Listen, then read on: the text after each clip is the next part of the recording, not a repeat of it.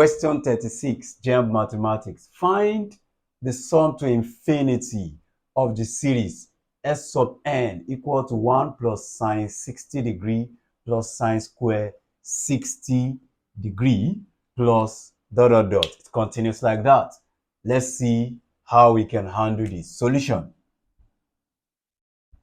First, the formula for sum to infinity of series, that is for geometric progression, is S sub infinity equal to A all over 1 minus R, where A stands for the first term and R stands for the common ratio. Now, we use this when a series continues to infinity. Now, look at this kind of series. It continues like that. We don't know the series, we don't know where it ends. Sorry. Now, we always use this for a decreasing series. Any series that the value of the first term is bigger than the next term, and the next term is bigger than the next, it continues to reduce like that. That's when we can find sum to infinity, because it will converge at a particular value. So, but when a series is an increasing series, so it's not possible to get the value of such series to infinity. Now, over here, our first term A will be equal to 1 from the series above, and then the common ratio will be second term divided by first term, which is sine 60 degree divided by 1, which will give me sine 60 degree.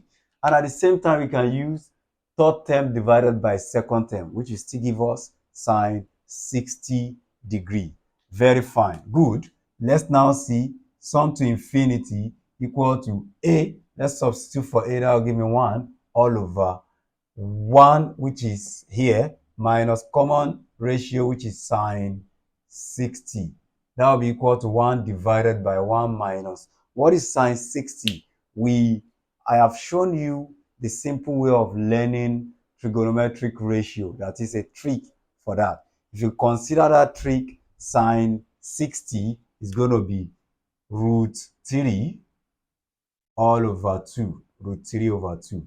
Now, from here, I can simplify the denominator. The denominator, if I no need of taking LCM, just say this times this minus this. So I will have 1 divided by 2 times 1 minus 3. That's 2. 2 times 1, that's 2 minus root 3. Then you give them a common denominator. Now, when you have 1 on top of a fraction, it means you are taking the reciprocal of that fraction. That means 2 can come up and the denominator will still be there. The numerator will become the denominator. So we have 2 all over 2 minus root 3.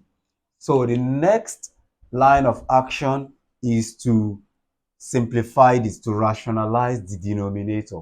Let's rationalize the denominator so that it can fit in with the options that we have. Multiply the top and bottom by the conjugate of this sort. The conjugate of this sort is formed by just turning the subtraction here to addition. So we have 2 plus root 3 all over 2 plus another root 3. Now, we can use these 2 to multiply the whole thing on top. So we have 2 brackets 2 plus root 3 all divided by. Now, if you look at this, they are almost the same thing. It's just the sign that is different. So in that case, we can use the concept of difference of 2 squares to simplify it. So we have 2 squared minus, just take the square of this and take the square of this, minus root 3 squared.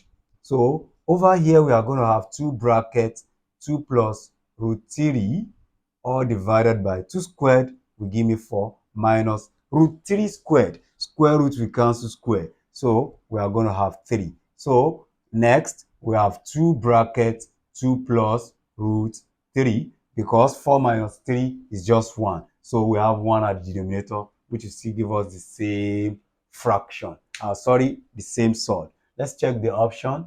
We see that option A is the answer to this. Thank you.